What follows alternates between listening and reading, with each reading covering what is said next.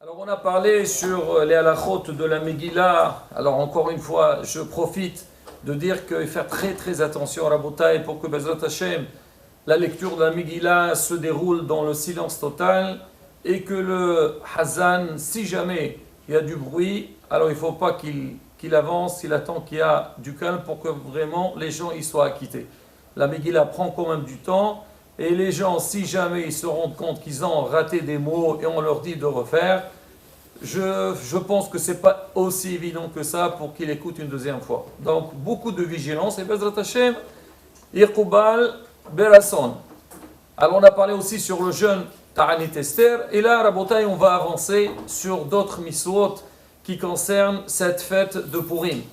Alors, le Inyan de Zecher Mahasit HaShekel. On a parlé de ça concernant Shabbat Shchalim. On va essayer de développer. Alors, combien il faut donner, qui doit donner, quand on doit les donner. Et il y a d'autres aussi, Mishloach Manot, Matal Levionim, le Mishté, la journée, le déguisement, tout ça. Mais attention, on essaiera de faire ça en quelques cours. Alors, on commence par Zecher le Mahasit HaShekel. Alors maintenant, c'est quoi la valeur de Zecher Mahasit HaShekel? C'est rapporté dans le Shulchan Aruch. Le Haga, il parle, il dit, on a l'habitude de donner, alors 3 fois la moitié de la monnaie du pays. Par exemple, si on est en France, c'est 1 euro, donc 3 fois un demi-euro, ça fait 1,50 €. Et pourquoi? Parce que là-bas dans Parashat Kitissa, on a dit le mot Trouma, il a été dit 3 fois, donc tu dois donner 3 fois, et Mahasit HaShekel, la moitié. Alors je précise, faire attention, il ne faut pas dire allez donner Mahasit HaShekel. Zecher Mahasit HaShekel. C'est un souvenir de ce qu'on donnait dans le Beth HaMikdash. Maintenant, nous les Sfaradim, on va dire, c'est pas, beaucoup ils donnent 3 fois la moitié, mais en règle on dit c'est la valeur de 3 dirhams. Alors c'est quoi la valeur de 3 dirhams? Alors c'est à partir de 9 grammes d'argent pur.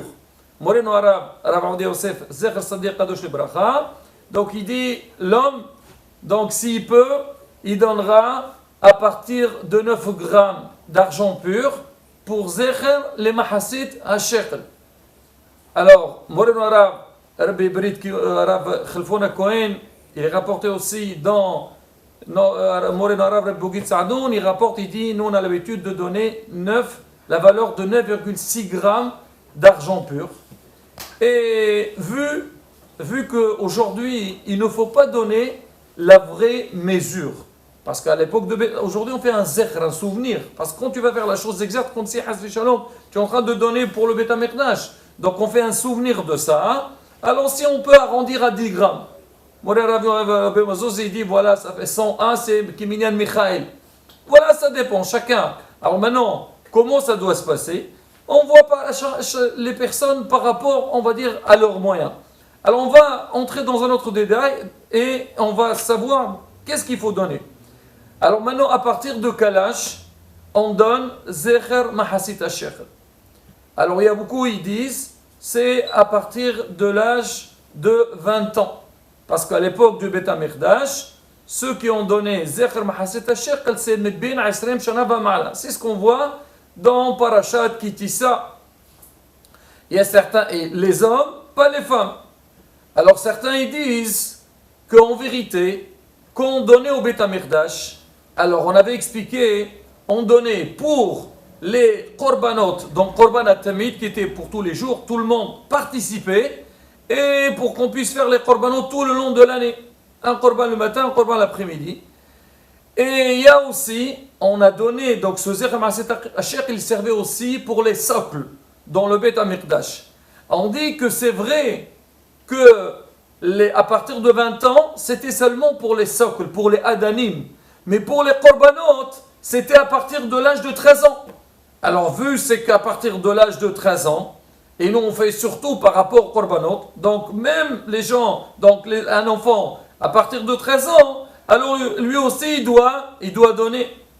D'autres ils disent en vérité, même les petits, ça serait bien de donner pour eux. Pourquoi? Parce qu'on a dit dans la paracha, c'est marqué les chaper al nafshotechem. On va donner ça pour que ça pardonne sur nous. Ça va nous pardonner. Et donc on voulait être mechaper même sur les enfants. Et il dit que là-bas, c'est marqué Kol ha'over ala piqudim. Il dit c'est marqué ha'over lashon ubbar. On dit même les bébés. Donc une femme enceinte, elle doit donner aussi pour l'enfant donc qu'elle a dans son ventre. Donc on voit après tout qu'il y a pas mal d'avis sur ça. Alors qu'est-ce qu'on fait? Ah, lui il dit comme ça, l'autre il dit comme ça, l'autre il dit comme ça. Alors comment on va faire demain? Tout le monde. Quoi, on donne pour tout le monde combien? Tout le monde, on donne le maximum. Voilà. On va voir, c'est la conclusion. On va arriver. Non, écoutez bien Rabotai. Alors regardez. Maintenant, Moreno Rav Yosef, il rapporte dans son livre, il dit, vu que, comme on a dit, il y a différentes mesures. Et on a dit aussi, il y a différents âges. Celui qui a les moyens de donner, donc comme il vient de dire notre ami Patrick, ben, il donnera à tout le monde, on va dire 10 grammes d'argent pur, et comme on dit, Kola Mosif, Mosifin-lo. Hachem, il lui donnera. Alors maintenant, si c'est pas évident, on a Blainara, une grande famille, on dit comme ça. Ceux qui sont Hayavim Aliba de Kolé Alma sont obligés de donner d'après tout le monde. Ça veut dire, ils ont plus 20 ans, les hommes. Alors ceux-là, ils donneront, comme on a dit, la mesure de, on va dire, entre 9 à 10 grammes d'argent pur. Maintenant, entre 13 ans et 20 ans, et pareil aussi pour les dames, si jamais on veut donner, alors on pourrait leur donner 3 fois la moitié de la monnaie du pays. Maintenant, pour les enfants qui sont moins que 13 ans, et même les bébés, c'est marqué, tu peux donner même un seul matouya, 1 euro par chacun. Donc, comme on dit, il y a chacun il essaie de voir par rapport à ses moyens et ses capacités. Maintenant, la bataille derrière ça, si maintenant on va nous dire, allez, on va réfléchir ensemble, qu'est-ce qu'on fait?